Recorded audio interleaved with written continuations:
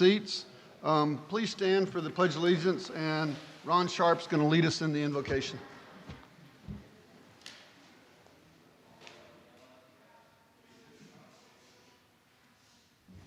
Join me. Dear Heavenly Father, we come before you, as always, to give you thanks and praise. Thank you for this beautiful country that we live in and this beautiful community. Father, we just ask you to guide these leaders in this community, to help them to provide the resources, the directions, to help this community to continue to grow. Father, we just ask you to forgive our sins and protect us as we move forward, Father. We just ask you that in everything we think and say and what we do will bring you glory. In your Son's name, amen. Amen. I pledge allegiance to the flag of the United States of America and to the republic for which it stands, one nation, under God, indivisible, with liberty and justice for all.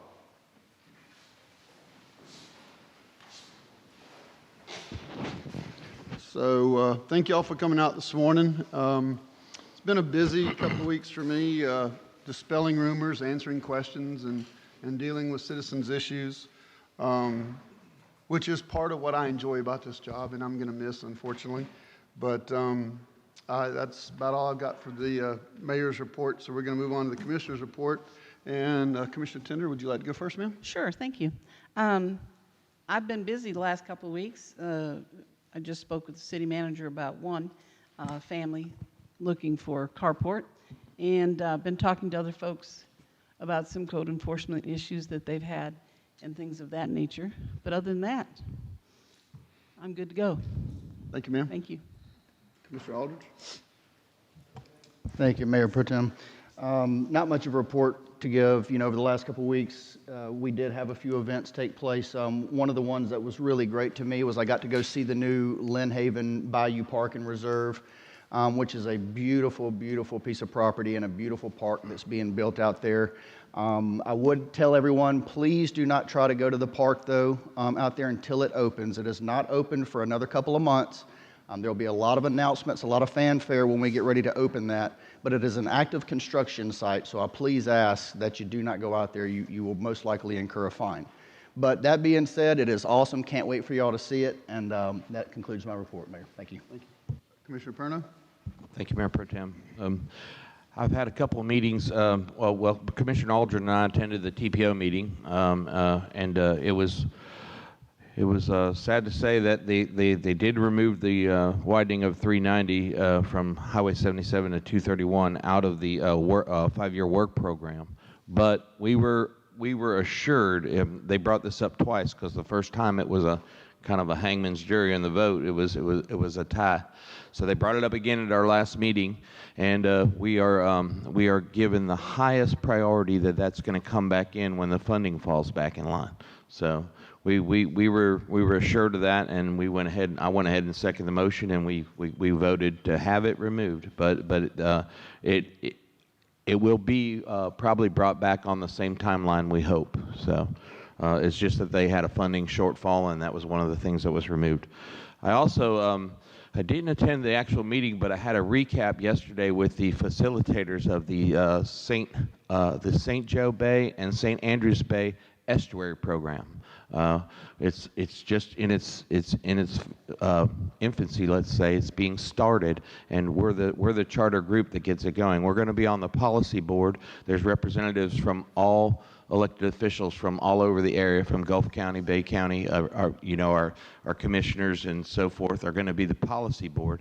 There's going to be a management board also made up of your stakeholders, your economic developers, your land developers, and your environmental protection people. So it's very interesting to see that this everyone's living in estuary. 70% of our land is estuary, and over half our population lives within that area. So this is a tie-in with the National Estuary Program, and Bay County's kind of late getting on board, but we have more to offer. So I've been educated real quick to know that our estuaries and our bays are the most seagrass, the most variant seagrass life is right here in Bay County, so in North America. So with that, I've had a couple other issues. I've had a meeting with the city attorney. I've had a meeting with the city manager.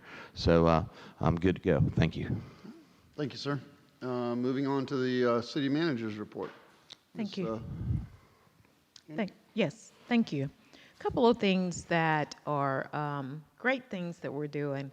Before we get started to those things, I'm going to ask that our financial director come up and answer any questions about the financial update. Good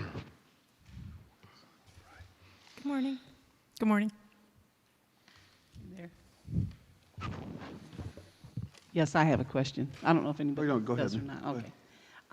I just want to clarify, and I realize this has already been paid, but can you give us any kind of update on how much we have paid the architects so far for the rebuild? Off the top of my head, no. I can get that to you today, though. I can give you Okay. an exact number. Do you feel like we've hit over $500,000, or are we at over $1 million, or? No, I'm sure we haven't hit $1 million. Okay. Okay, thank you. I would appreciate that. You're welcome. I'd send that to you this afternoon. Any other questions?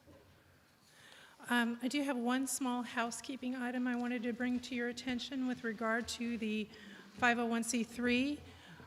The paperwork has been filed to dissolve as of February 10th, so all the paperwork is done. We do have a very small balance in the checking account that needs to be handled. We have a couple of different options. We can send it back to the state because it was donated for charitable purposes, or we can designate a local charity to give the money to. I personally would suggest that we give it to the Senior Activity Center for their use. But I need direction from you, please. Which 501c is this that we're, the 501c that you said, The 501c3 that has been dissolved. That was Okay. the Hurricane Michael relief. okay. And how much money is there left over? $302.50. I make a motion, we give it to the senior center. I'll Thank you. second that motion. Thank you all. We have a motion and a second. Any discussion with the commission? Any discussion from the public? Hearing none, city manager, would you please call the roll? Commissioner Tender, Yes. Commissioner Perno, Yes. Commissioner Aldridge, Yes. Mayor Pro Tem Russell. Yes. Thank you. Thank you. Yes, ma'am. Okay. Next, we have our Life-Saving Award. On December, I think it was December the 17th, we had several groups of people who saved the life of Rihanna. Her name is Ariana Reagan. She was at Lynn Haven Elementary School. We had our fire department, our police department, our communications department, EMS, all came to rescue very quickly of this young little lady here. And because of their efforts, Ariana, would you stand? She is alive today.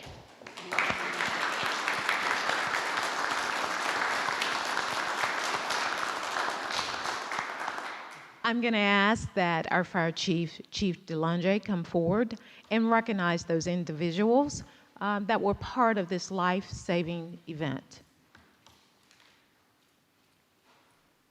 Mayor Pro Tem, Commissioner, City Manager, I want to thank you for allowing us to do this. It's a humbling experience for our guys every day that we go to people in need. But when we have a successful outcome such as this, a young individual with no history has a major medical emergency, our guys were able to deliver a shockable rhythm through the AED, bring her back to life. In conjunction with EMS and the police department, she's able to be here today with us.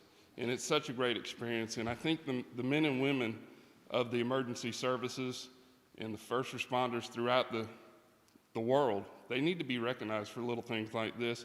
So I want to thank you for allowing us to do this in front of y'all.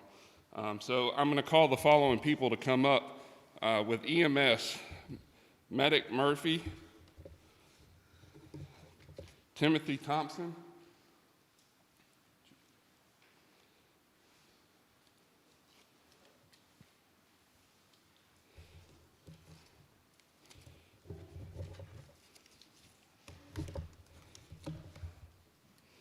What we'd like to do is say thank you for your hard work. It's not many times that we get appreciated for the things you do. So with the gratitude from the city of Lynn Haven, we want to present you with these medals.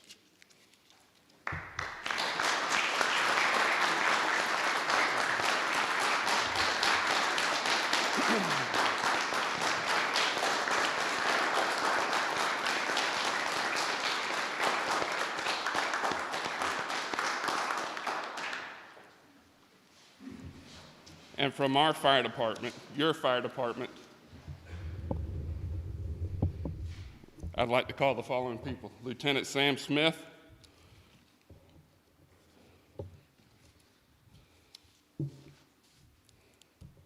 Ryan Folington,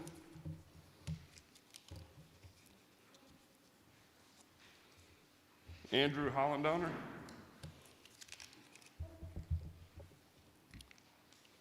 David Rayfuse,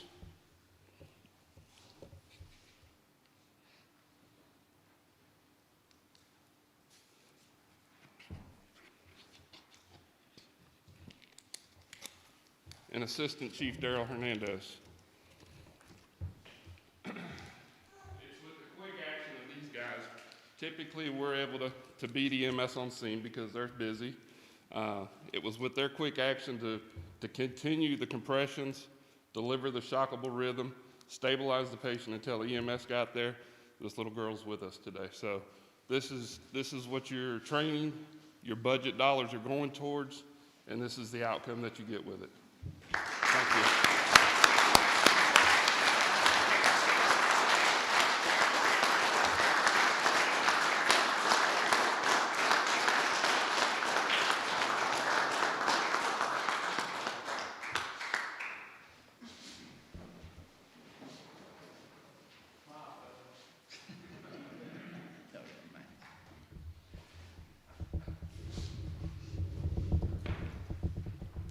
City Manager, that's all I have today. Thank you.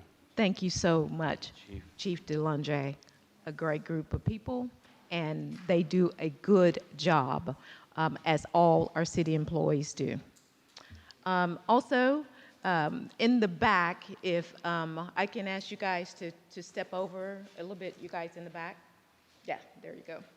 In the back, there are renditions of what we've been working with the Mosley High School in terms of the entrance signs.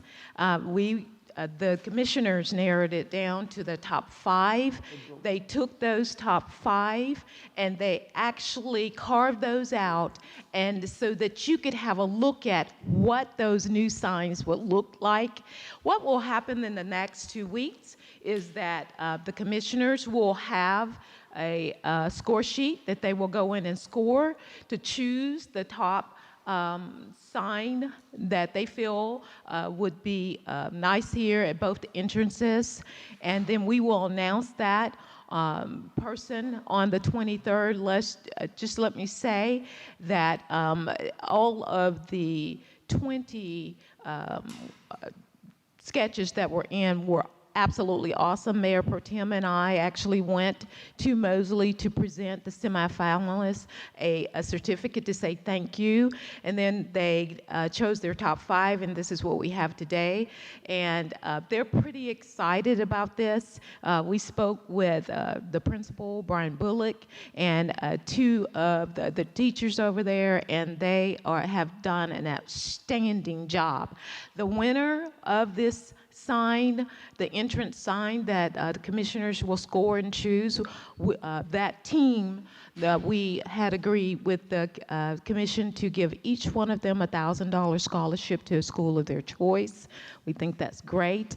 And then after that, we will probably put together a design build team so that we can go out and get this done. So I wanted you to, before you left, to go back and see those, and then the commissioners will again score these when it's time. A really, really great job, and I thank everyone that participated. Lastly, I do have a check for $12,000 that will be paid to Tetra Tech. And that is all my report. Thank you, ma'am. Yeah. Mr. Obos? Yeah, just really briefly. I know at the last meeting there were some questions about public participation, so I just wanted to kind of give a brief update, to the board about really the status of that law in Florida and how it's been in the city. The city of Glen Haven does have a public participation policy that's been in place since 1996, hasn't been changed. It's been relaxed a little bit. Used to be you wanted a sign-in sheet, but other than that, we've pretty much been following it since 96. Legally, actually, it wasn't really until 2013 where citizens had a right to speak at meetings. Obviously, every city and county does that just because it's probably the right thing to do, but that was fixed in 2013. The legislature said, obviously, citizens do have the right to address the commission on official action items. And that's really the limit of the law today. And again, most cities allow sort of public comment on anything. It doesn't have to be on the agenda, and that's what we do here. But that is still subject to our policies, and it's subject to the direction of the chairperson of whatever board that you're dealing with. So in this case, Mayor Pro Tem. And we do have the three-minute rule. You're supposed to address the commission. All that stuff is in place. So there's not been any changes. I want to make sure everybody is aware of that. And then, the one thing is you get into the issue of questions and answers, and that's where it gets tough because I know there's some questions that are probably pretty simple to answer, and at the same time you don't want to stop their 3 minutes and interrupt their 3 minutes by answering a question. And so that's a thing that can be changed at the discretion of the board. You can maybe reorganize the agenda if there's some questions that get answered or questions that get asked, and you feel like you'd like an answer or like to answer it. A lot of times you can do that at your commissioner comments if things were reorganized. Maybe if it was like later on in the meeting, you can jot down a note. So there's different ways to do that, but generally you have 3 minutes to say your piece, if you will, and there really shouldn't be an expectation to get every question answered. Obviously, you're all available. You have emails, you've got phone numbers, the city manager's available. So if there is sort of a litany of questions, every citizen or anybody is really welcome to reach out to all of their elected officials and the city manager to get those addressed. But I just wanted to get that clarified, that there hasn't been any sort of change in policy in Glen Haven. That's pretty much it. Thank you, sir. And then obviously moving on to number 7, public commentary. Yes, ma'am, Ms. Walker.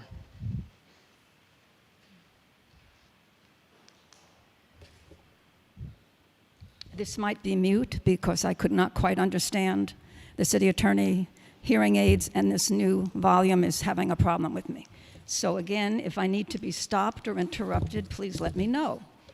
At the last commission meeting, I was told that in order to speak during public commentary and receive some sort of an answer to my question, I would first need to ask that question to the commissioners or city manager before coming to the commission meeting at which I wanted to speak during public commentary. A bit confusing, yes. Here I am.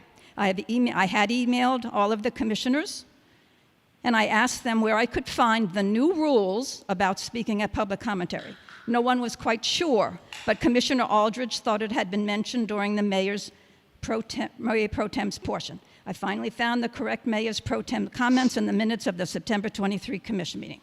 In an email to me from the Mayor Pro Tem, he stated that he made the decision to streamline the meetings. I did not see any mentions of him discussing it with the other Commission members. According to the charter and the Mayor's functions and duties, he will perform such other duties consistent with his office that may be imposed upon him by the Commission. You want to finish the statement? It also says I run the meeting, ma'am. I'm sorry. It also says I run the meeting. So if you're going to read my duties, read all my duties, please. Certainly. By streamlining, I'm assuming he wants to make the meetings more concise or shorten the length of the meetings. There was no formal outline that I could find how this would be handled. There are 22 commission meetings during a year. Each commission meeting lasts about 2 hours. That's 44 hours for the formal commission meetings during a year. The commissioners receive approximately $14,500 a year. Divide that by 44 hours, and they are receiving $330 per hour while they are sitting at a commission meetings. It's a lot of money for some of us. I realize that since Hurricane Michael in 2018 and the hurricane repairs and then COVID, it has been an unusual, stressful time for all. So yes, there can be more meetings than the regular 44 commission meetings. But I'm hoping that when the present commission ran for office, they weren't thinking about the money that they would pocket, but about serving the people here in Lynn Haven. At least that is what I remember them all professing. They all had ideas how to make Lynn Haven better. Lynn Haven is not better when the residents have to jump through hoops in order to receive simple answers to simple questions. Thank you, ma'am. Anybody else have a public commentary they'd like to make? Hearing none, we're going to move on. Consent agenda is our next items. Item 8, minutes of the February 23rd, 2021 regular meeting minutes. Item 9, approval of the FDOT parade route road closure application. Item number 10, approval of time extensions for RVs, trailers, and pods on private properties for residents affected by Hurricane Michael in accordance to Ordinance 1071. What's the pleasure of the commission? Motion to approve. We have a motion and a second. Is there any discussion with the commission? Yes, I just wanted to ask one question. I saw the parade route in here. This is 4th of July, right? Is it still going down 77 from Yeah. 5th Street? Yes, you are correct. And remember, 4th of July is on a Sunday, so this parade will be on a Saturday, okay? The parade and the fireworks will be on a Saturday, July 3rd. But we still have to put all of this into effect. Okay. And then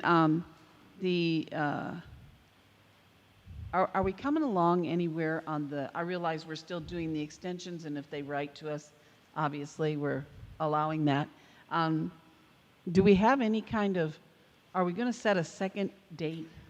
Or, you know what I'm saying? I feel like this could go on forever, Yeah. but I realize there's also very valid reasons for people not being able to move. I rode around yesterday for a couple hours, and there are a lot of people still living in trailers. And we even found one lady living in a van. So I don't know if we want to consider. I think at some point this commission is going to have a hard and fast date. Yeah. But if this commission will afford the opportunity, I think that maybe that date needs to be wait until after the election, and let the new commissioners that are going to have to deal with the repercussions of that vote, to let them make that decision. Yeah, I agree with that. Thank you. I just wanted to ask. Yes, ma'am. Yes, ma'am. So, any other discussion with the commission? Any discussion with the public on the consent agenda? Hearing none, City Manager, would you please call the roll? Commissioner Aldridge, Yes. Commissioner Perno, Yes. Commissioner Tender, Yes. Mayor Pro Tem Russell. Yes, thank you. Motion carries. Okay, we have no old business, so moving on to item number 11, new business. Discussion and possible approval to choose option 1, 100% funding, or option 2, 50% funding for an annual non-ad valorem stormwater assessment beginning with the tax rolls for FY 2022 and authorizing the city manager and staff to proceed with the creation of the assessment. Is there any discussion with the commission since this is a discussion item? Oh, yes. Yes, ma'am. Yes, ma'am. I wanted to get some clarification for the residents. We have option 1, which is 50%, Option 1 is actually 100% funded. 100%, and option 2 is 50%. Yes, ma'am. My first question is, do we have any idea at the overall cost of this whole project? Do we have any idea how much money we need to actually make this stormwater repair happen? I think this is going to be an ongoing issue. I don't think there's a hard set number that you can say is going to fix the problem, because there's going to be continual issues. As more impervious surface, is developed, then the city's going to have to deal with that stormwater issue as well. Okay, and impervious is raw land? No, Raw land. impervious is developed. Yes. Okay. Impervious means the water won't go into the ground. Okay, so. Rooftop driveway. If you have property that's impervious, you have a house, driveway, sheds, anything that covers your land. Okay, and those folks are going to pay less than those who have empty lots, lots with trees on them, things with more runoff? Reverse. Reversed it, okay. The more you pave, the more you pay. Oh, that's a good way to remember that. The more you pave, the more you, yeah, the more you pay. Okay, and I know we had some talk, there was something in this brochure that you handed out last time. May I interrupt you to say that I do have Kyle and Kelly here from Stantec if we want to ask them additional questions. They were the ones that gave the workshop with that, so if you want to. Well, yeah, because I have a lot of people asking me questions, and to be honest with you, I can't come close to answering. The more you pave, the more you pay. I like that one. I would like, before you start, remind people that what we're talking about doing is taking the stormwater assessment fee off of your utility bills that you're currently paying. And we're looking at switching that over to a non-ad valorem method of collecting the money instead of you paying it on the utility bill. So it's not like you're going to end up with a bill on your utility bill and a non-ad valorem. We're looking at doing away with the utility bill method of charging for it. So go ahead, sir. I'm sorry. Well, one of my questions is, how do we determine how much more we're going to pay? I saw a 28-cent figure in here somewhere, that it would go up 28 cents or $28 a year. Mm-hmm. So it depends on the property, first of all, and so Right. we've broadly separated properties into residential and non-residential properties. And if you're in the residential class, you're going to have one of two impacts. So, and let me just advance a second to give you the exact number. If you're going to be in the residential class and you have a property that's less than the average impervious area for the overall community, so we did a systematic evaluation of all the properties. And we found that the average impervious area is 2,900 square feet in the community. And then we set up a two-tier system to recognize differences in the way that parcels potentially impact the stormwater system. Exactly what we were just saying a minute ago. The more you pave, the more you'll pay because you're potentially generating more stormwater. And so what that would mean is if you're a property that's a little bit smaller, your bill in total for the annual year right now is about $42.48. If you're a smaller size property, it would go to $71.29 for the entire year. If Are you talking dollars? Dollars, yes. Mm-hmm. Okay, so we're So paying that would be $30 more a year. You've got it. Yep, exactly. So it's $28.81 exactly for the year. Mm-hmm. Okay, and how many residents do we have? How much money is this going to raise at $30 a home? Yeah, so and that's the first one. So the second one, if you're a larger home, though, it would go from the $42.48, it would go up to $139.78. So that would be about a $97 change. Again, recognizing some of the larger impacts that those properties have. Okay, and business? And so businesses, right now, there's a flat fee in place. So it's $888, I believe, per month. What we are recommending as part of this study is that each non-residential parcel be evaluated on its impervious area on a standalone basis, meaning that there's so much diversity in that particular class that the fees really need to be fundamentally sized to each property. So the impacts are going to vary a little bit. I had presented a couple in the presentation I gave last Monday. The idea there, though, is generally the bill impacts will be a little bit larger because right now they're paying that flat fee, but what we found is oftentimes they represent some of the parcels with the largest amount of impervious area in the community. And so I can't give you an exact answer on that, but it will be specific to each one. Thank you. Mm-hmm. And so how would we benefit by only funding Well, 50%? And please feel free to correct me. Oh, the 50%, I mean, option one versus option two. you'll have to have somebody else explain to you why option 2 works, because I'm a proponent of, well, I'm not supposed to tell you what I'm a proponent of, sorry. Yeah, and I could just give you the background. So in the fiscal year 22, what we're talking about today, essentially setting up the non-ad valorem assessment, that there's no difference between option 1 and option 2. It's a fundamental raising of the fee to cover the current day operations. But what we presented in the workshop was the idea that it's really a policy decision about how much capital you want to invest in. Historically, there has not been any funding really available to do capital projects. So we wanted to give the commission the choice of that level setting forward. And what that will affect is the fees path over time, how far it needs to go up in the fiscal years 23 going forward. And so as I had presented a little schedule that shows those fees, they would need to be a little bit higher if you wanted to go to the 100% capital funding. And so it's really just a fundamental decision of how much you want to invest in, and then the fees will need to be calculated in order to provide that kind of funding. And I noticed that Mr. Scray had sent us a list of questions. When would we have funds to start? Yeah, I so- mean, are we going to have to go out and borrow money for this? No, this is FY '22, and so fiscal year '22 starts in October 1. Okay. And so we would instantly use those funds that started coming in? Whenever your ad valorem Yes. receipts started coming in, Yes. which generally Around December. yeah. When? People start paying in November, but by November. the bulk or The by the end the of bulk December. of the money. It would come in right along with our ad valorem taxes. And did we agree to set up a checking account or an account just for that money, not mixed with anything else? Well, Did we talk about that? There is an enterprise fund for stormwater. For stormwater. Now, And that that's is- all is that a comes separate- out of That is there. a separate accounting. Yeah. But I would like our commission, if we're going to do this, and I don't mean to interrupt your conversation.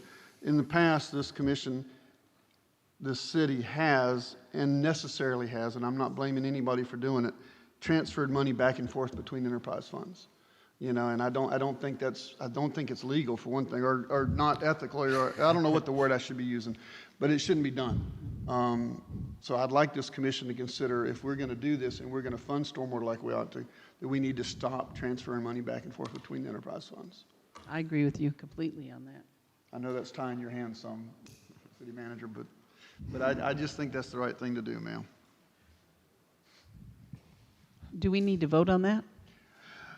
I think the first step is to get this, if we decide whether we're going to do this 100% or 50% and move forward, and I think you've got time to deal with the enterprise fund. I don't think it's feasible to do it now because there's no fund in stormwater, so you're probably still going to be transferring money until you can build a slush fund in that account to start covering some of the bills.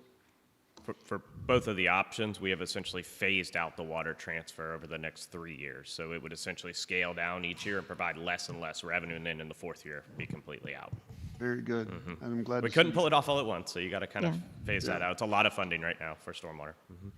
I'm glad you took that into consideration. Thank you. Any other questions of the commission?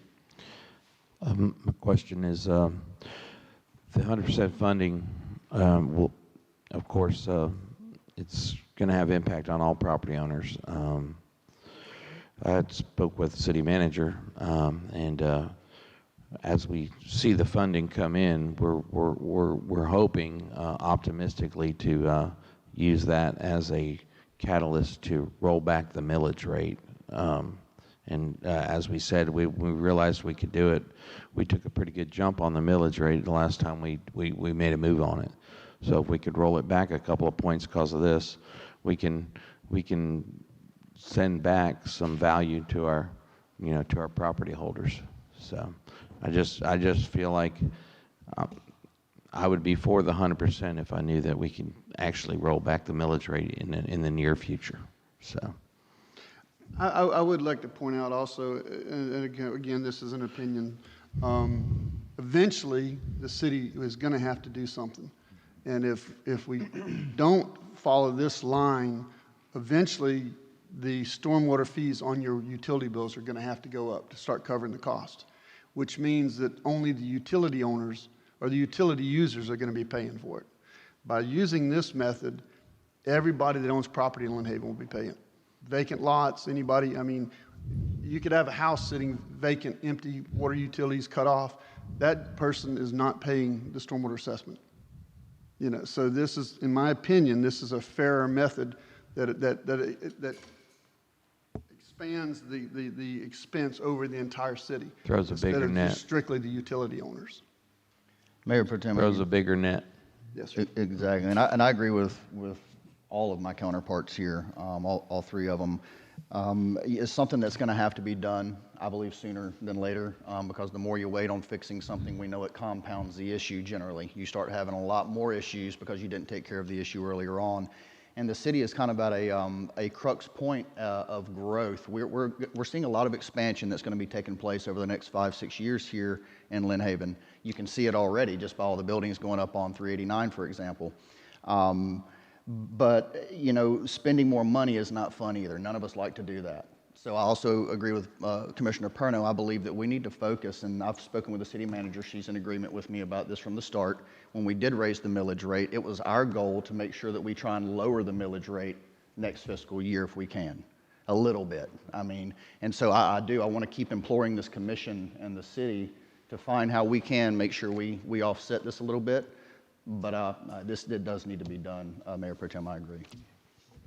And if I can jump in, I mean, just also so you guys are aware, the non-ad valorem assessment process coincides to a large extent with your ad valorem assessment process. So as the city manager is able to get into the budget and having draft budgets and budget workshops and stuff, you guys will be able to look at that ad valorem rate and where you want to go with this non-ad valorem assessment. And it won't be final, like you won't make the final decision until probably around, I mean, the deadline is September 15th.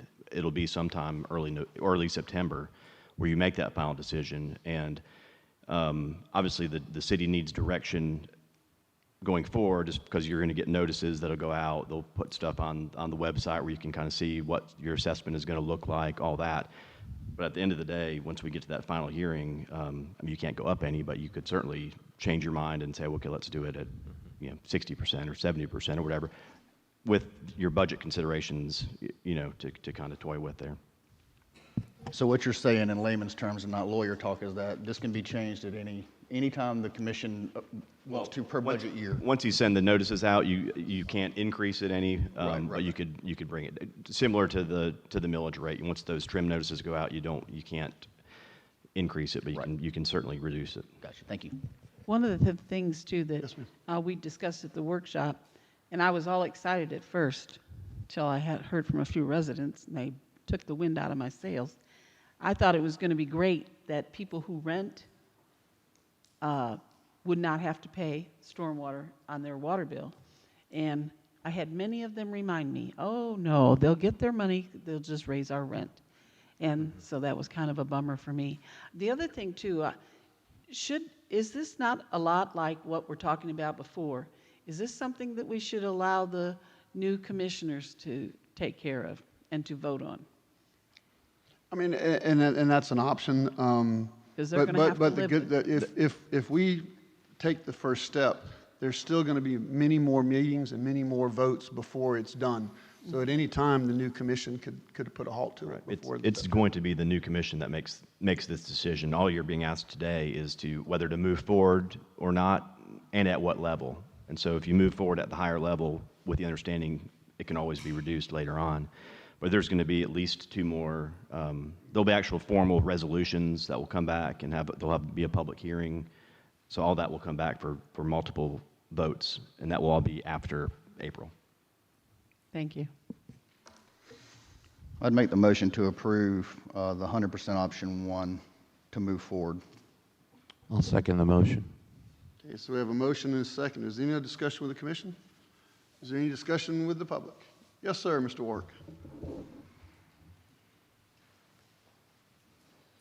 Jameson Ward, 2002 Pentland Road. Just a couple quick questions. I was talking to a lot of residents this past weekend, and so I can't remember who said it, but someone had said that this is definitely going to be an education process for the residents, and that is correct.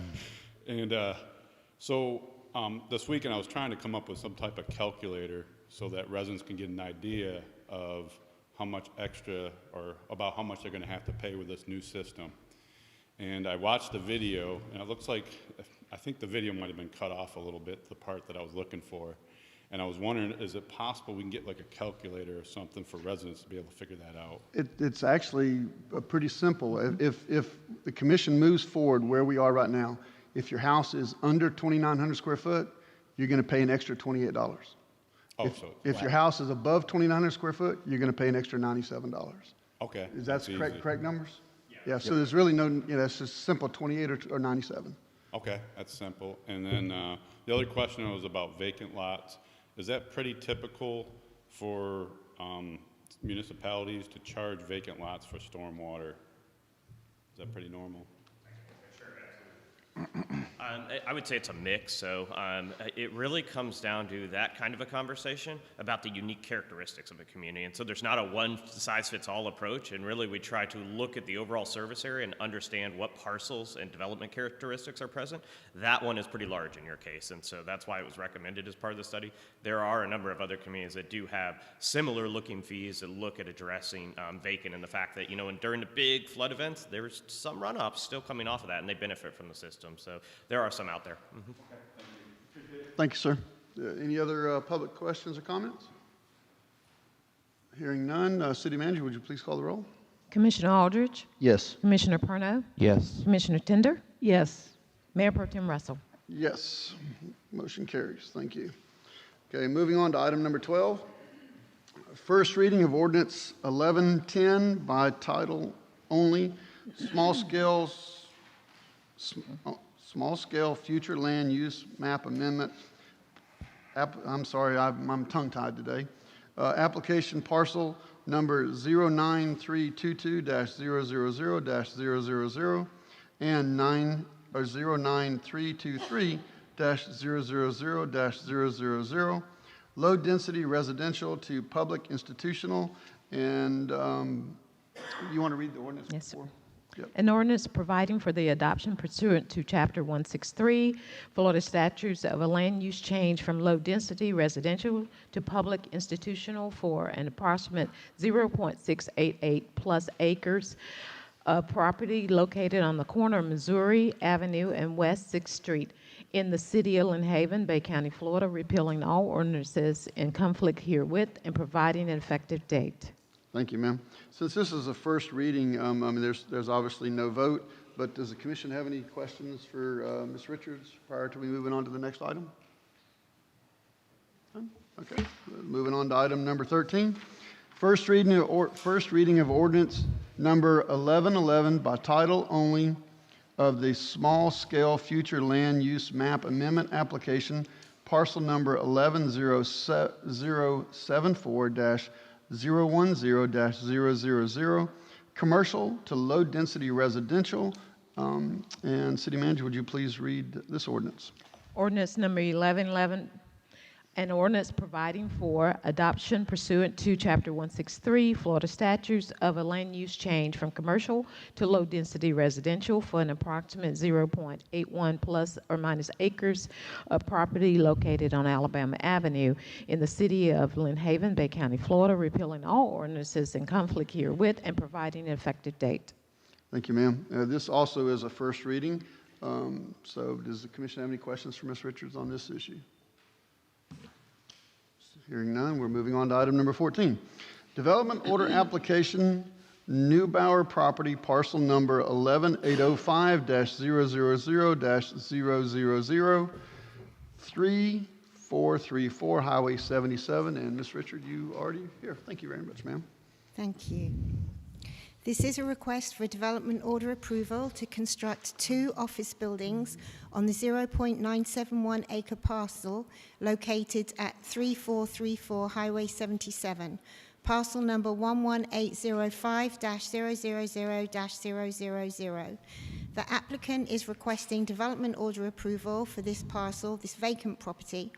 The property has a future land use map designation of commercial and is the site of the former Neubauer office, which was destroyed by Hurricane Michael.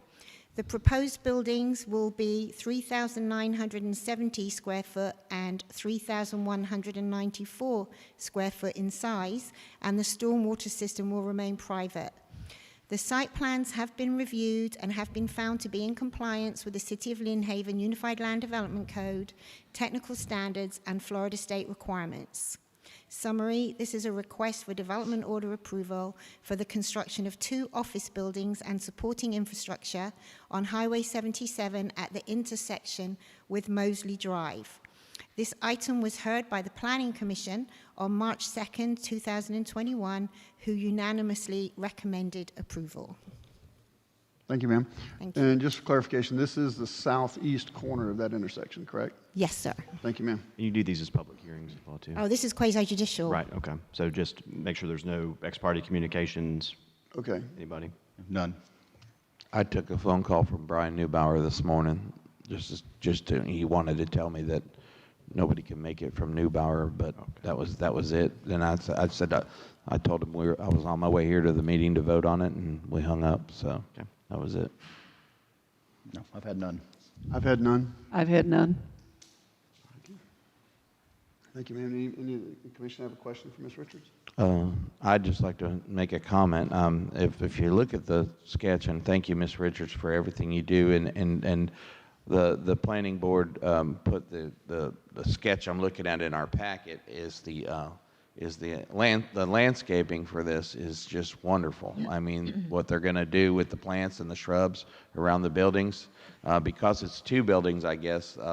But I think it's going to be a Apple of the Eye Award winner in the future and whatnot because of how this is laid out. It looks really, really good. And I wanted to commend you and the engineers on how this was laid out. So thank you. Yep, good job. All right. No other questions? No, I bet it's going to cut off my shortcut, though, through that property over to Color Press. I'll bet you. I make a motion, we approve. The back alleyway.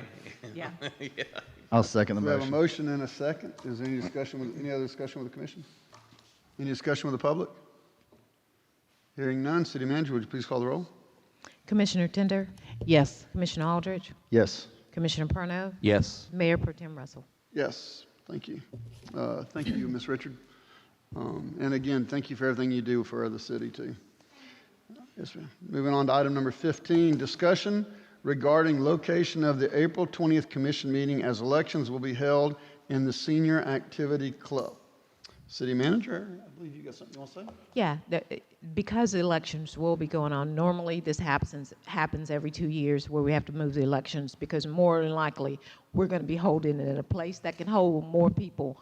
So my suggestion would be to move it back just across the street so that we can continue to have commission meeting, which is the City Hall temporary facilities.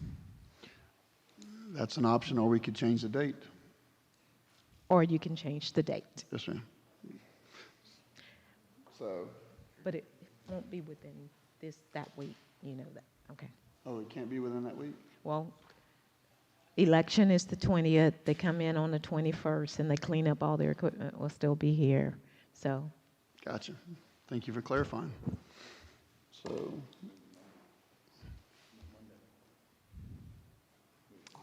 I make a motion that we just move the date 1 week of a commission meeting. That way we don't have to haul everything and cut down the size for residents to participate. so shift it a week? Forward Shift or backward? I would shift it back a week. By then, your elections are going to be over. Yeah, so instead of the 20th, 27th? I'm still going to throw out there, we also have just the Monday before No, Tuesday. we got a motion on the floor, I'm sorry. So we have to have a motion to have discussion. She made a motion. Who made a motion? To move it to the, She made. Oh, I didn't hear the motion. Yeah, Okay, yeah, I she didn't made a hear that. motion I'm to move sorry. it. I thought you meant earlier. I'm thinking, who did? I'm sorry about that. I'll second it. It's not a big deal to me. I'll second that motion. So we have a motion and a second to move the commission meeting to the 27th of April. Is there any discussion with the commission? Now then, feel free. Speak up. No, I was just going to say, we also have that Monday. Elections are on a Tuesday, so we could have just done it the day before as well, but it doesn't matter. It really doesn't. Yeah, we got equipment coming in that day. Isn't it already on the 20th? I mean, we do the second and the fourth Tuesdays, right? Yeah. The second Tuesday is the 13th, the fourth is 27th already Okay. of April. So we may not have an issue. Good point, Is that right? Kevin. I mean, That's a non-issue then. This yeah. may be a non-issue. Non-issue. point. so it's still going to be the 27th, sounds like. My apologies. No, actually, there's 5 Tuesdays in April. The 6th, the 13th, the 20th, and the 27th. So actually, right now, we're on the 6th and the 20th. right? The Or no. 6th is the 6th is No, the you're first right. Tuesday. I'm sorry, you're right. You're right. We do the 13th and the 27th because we do the 2nd and the 4th. He's right. I'm wrong. I apologize. So right now it's set at the 27th. And it'll stay at the 27th. Okay. So is there? Non-issue. We have a motion and a second. That's what we're either going to vote to do it or we're going to rescind the motion. Let's just vote for it. Well, I mean, you don't need to, at this point, you don't need to move the meeting. You're still going to have a meeting the same day. So. Right. Right. So I'll just rescind my motion. thank you. And I rescind my second, yes. Very good. So that's a moot point. We're moving on to, sorry about that, everybody. Moving on to item number 16, discussion and possible approval of 3 projects regarding the CBDG-HRP grant application. Mr. Janke, I believe you got something you'd like to tell us, sir? Good morning. This item is in regards to the potential submittal of 3 applications that we have identified. These applications are for the CDBG HRP program. HRP stands for Hometown Revitalization Program, and I have Daryl Cox here with Integrity Group who will be providing some more information about this program, and then I'm going to close up the presentation with some more information about each individual project. So go ahead. Thank you, Ben. So just a quick recap. We're talking about community development block grants related to Hurricane Michael. So these are outside of your typical CDBG grants. Also, a quick note, the CDBG DR infrastructure grants, we did, I'm sure Ben has probably been updating you guys, but we did receive some positive news, had an interview basically, which is the next step in the approval process. And they are going to be setting up at the end of the month or beginning of April a site visit. So obviously nothing is guaranteed, but I'm very confident that the West 10th Street project with the lining of the clay sewer pipes and some increase in water main, and then of course the kind of correlating road repair and stormwater that goes with that looks very good for approval. And that was a $5.2 million project. So these grants are hometown revitalization. The projects have to qualify under the LMI, the low to moderate income communities. They also have to meet one of the 3 national objectives. So in this particular program, it's under economic revitalization or economic recovery, and it is focused on the city's commercial district. And the city defines that. So in getting with Ben and some others from various city departments, we've kind of looked at some projects that have been floated and discussed previously. The eligible activities for this are public facility improvements, streetscapes, lighting, sidewalks, or other physical improvements, acquisition, demo, or site work related to commercial structures if it's completed by the city. And then also assistance to small businesses for rehab or physical improvements. Again, there has to be tie back to some, not just economic damage, but physical damage from the hurricane. And lastly, our facade improvements to public or private structures in that commercial district. So I'll let Ben kind of talk about kind of the 3 projects that we think fit the criteria and that will score high with DEO.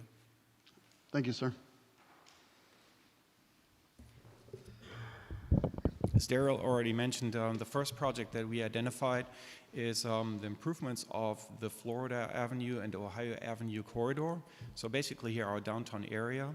These improvements would include enhancements to our streetscape, but also the electrical infrastructure, new street lights. We would include landscaping, and I think there's one missing. And also the support of the already existing storefront assistance program. So we're estimating a project cost of about $4.5 million for this.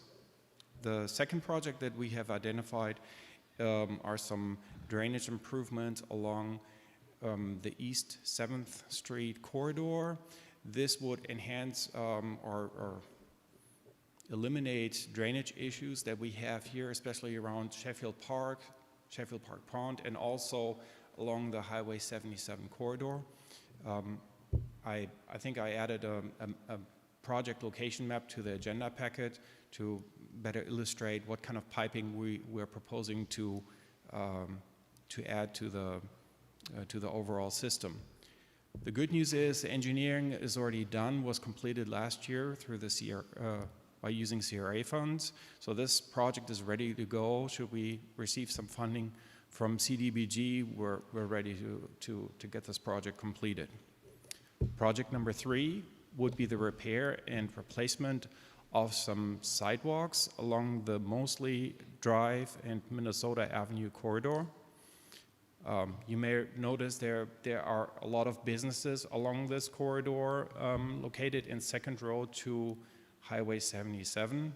These sidewalks have been damaged during Hurricane Michael and still need to be repaired or replaced in some sections. Our cost estimate for this project is $1.1 million. With that, I'd be happy to answer any questions you may have. Ben, if I read the packet correctly, this is 100% funded projects, right? So That is correct. It's a no cost to the city. Yes, sir. So, okay. That alone sells it for me. So, the commission have any questions for Mr. Janke? Motion to approve. I'd second it, but my Okay. question is, We got a motion in a second. Yes, ma'am. yeah, so there is no match. How will we determine, and will we determine which project you use the money on when it arrives? And we're not starting before you get this grant, right? No. No, we're not starting before we get the funds. Obviously, this is a competitive process or a competitive grant. So today, we're just asking for approval to proceed with these 3 proposed projects. The Integrity Group will help us with the application process. Whenever we're getting to the point that we're actually submitting the applications, we will come back to the City Commission for final approval. So right now, we're still in the early stages. We're just asking, hey, are you guys okay with this? Can we move forward with these projects? So we're not actually putting anything in any order or anything? No. Just to apply for the grant and see if we get it? Yeah, and just for clarification, it's 3 different applications. So we could be awarded for one of them and not awarded for the other 2.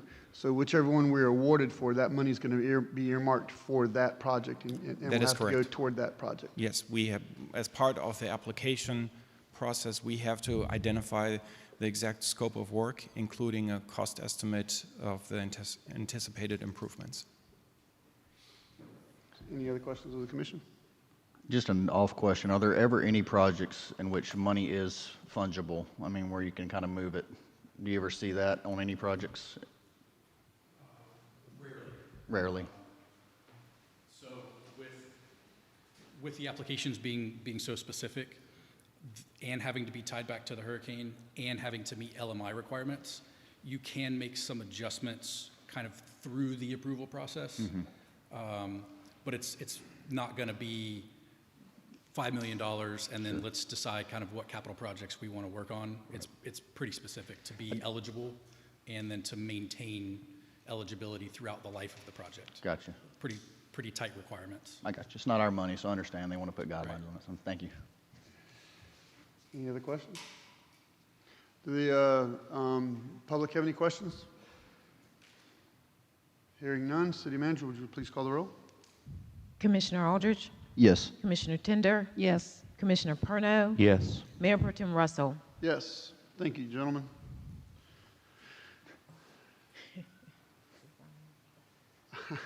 Okay, so we're going to step back to item number 15 for a minute. that was actually a typo. So right now, our meeting is originally set for April the 13th, which is when the election is going to occur. Right? No, the election. So let me just clarify a couple Yes, of ma'am, things please. here. Because we go into agreement with Bay Votes, the senior center is closed from April 9th through April 21st. That means they do their setup, early voting, all of those things will take place. And then in May, it is closed from May 7th through the 19th. Okay, if there's a runoff, that's what that's for. So it's obvious that our second Tuesday in April falls on within that time that we've already set up a contract with Bay Votes.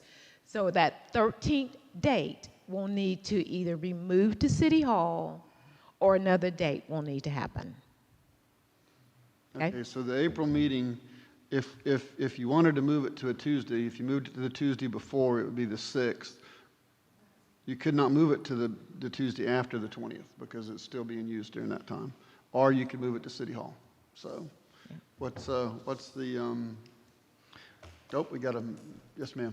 Just wanted to let you know that the 6th is actually a planning commission meeting, and so if somebody wanted to attend that, they couldn't attend both things.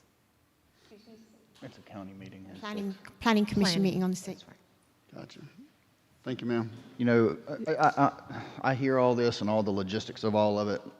To me, it just seems easier. Let's just make the motion to move it next door, across the street on the same date, and then there's not all this confusion of who, you know, what's the date. So I make the motion we just move it to the City Hall for the one meeting, possibly two if we have another one coming up in April or May for the runoff.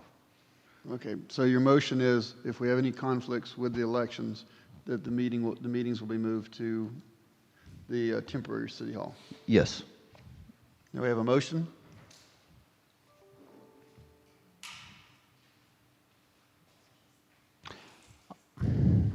I'll second the motion for discussion. Okay, all right. Why can't we just move the meeting to the Monday?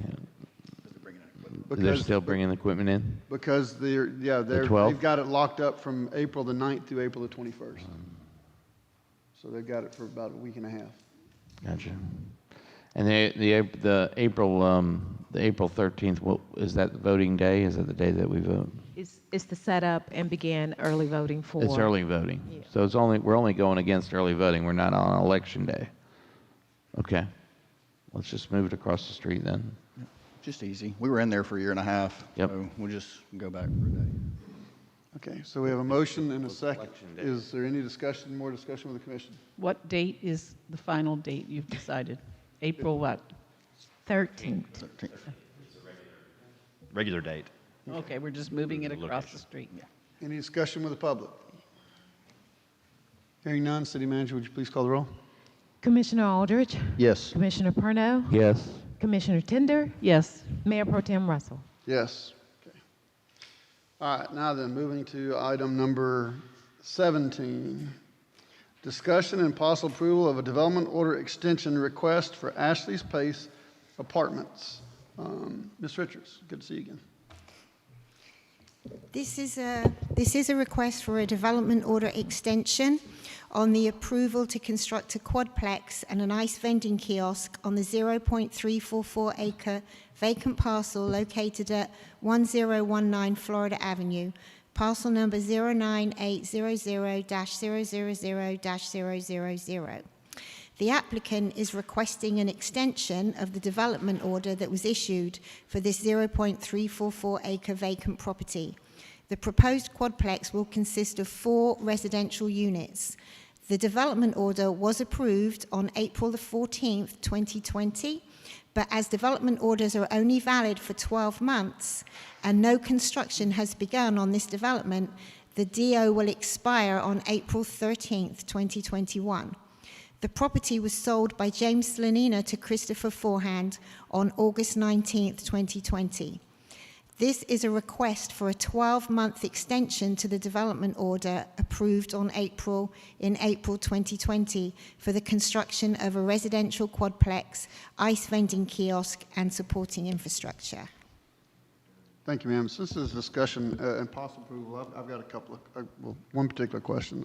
It is sold during that 12-month period. Yes, sir. The new developer, has there been any discussion with him? Is it his intent to build, or is he going to try to hold on to it and try to sell the He's package? actually here if you'd like to ask that question of him. He's in the other room, Chris Forehand. He said, I asked why it was that they hadn't begun construction, and he said that it was because the costs of construction had gone up.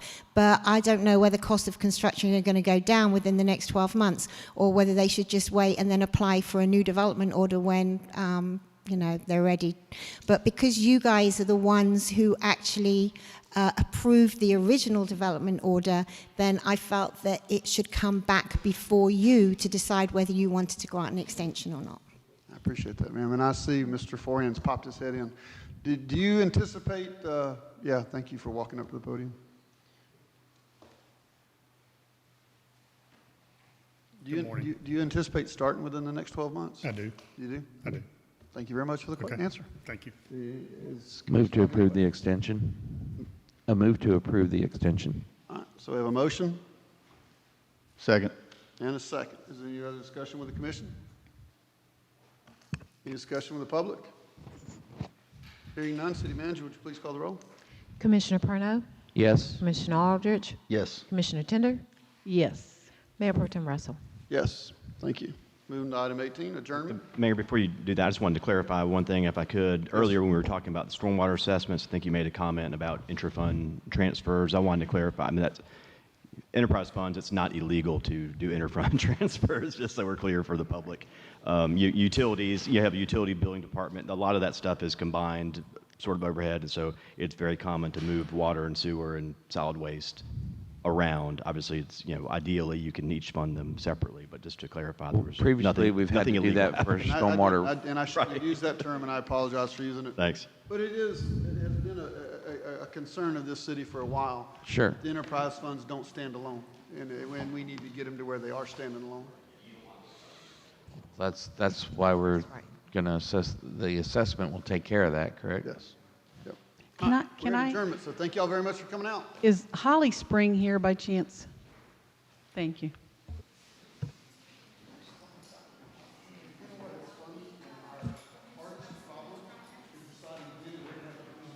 I mean, seriously? Well, it didn't help that